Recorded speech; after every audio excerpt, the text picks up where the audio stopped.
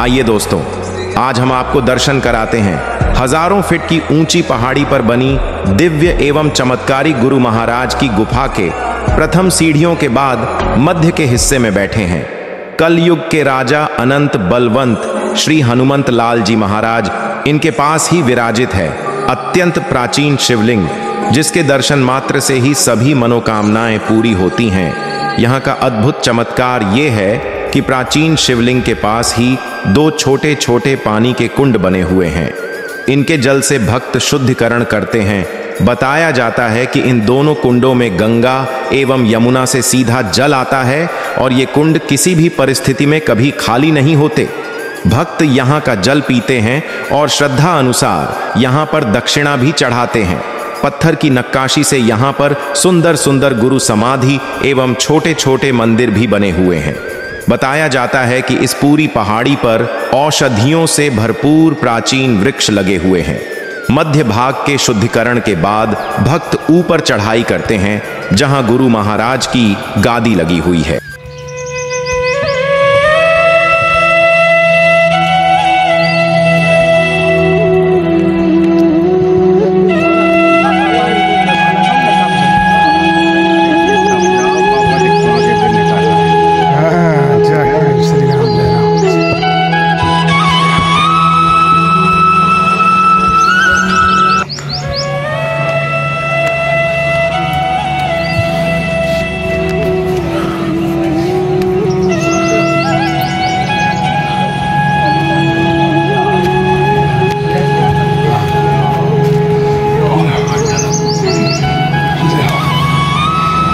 जय श्री राम। सब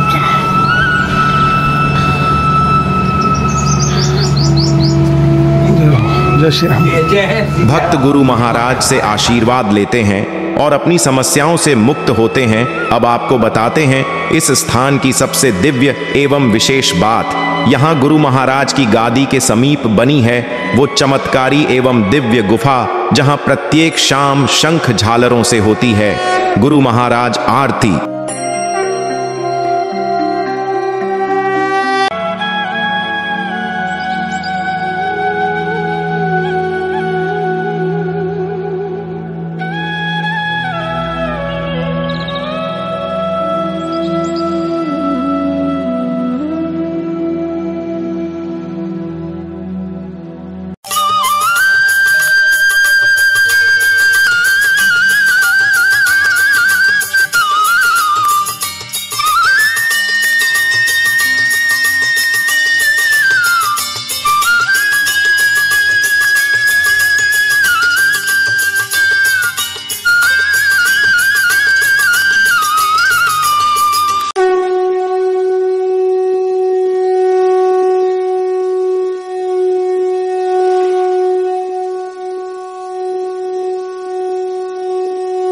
इसी दिव्य गुफा में स्थापित हैं गुरु महाराज की वो दिव्य चरण पादुका, जिनके दर्शन मात्र से मनुष्य की तकदीर बदल जाती है।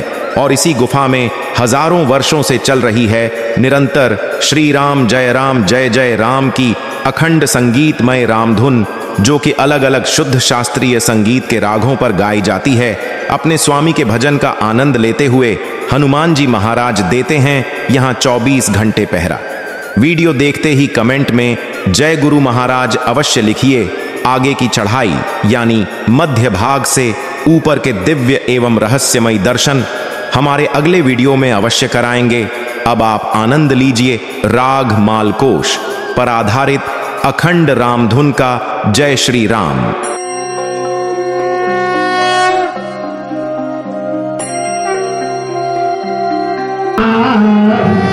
श्री राम जय राम जय जय राम।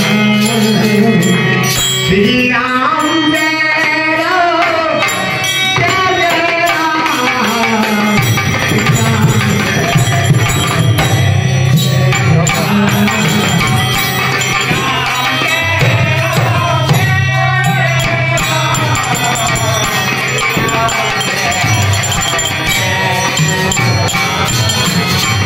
श्री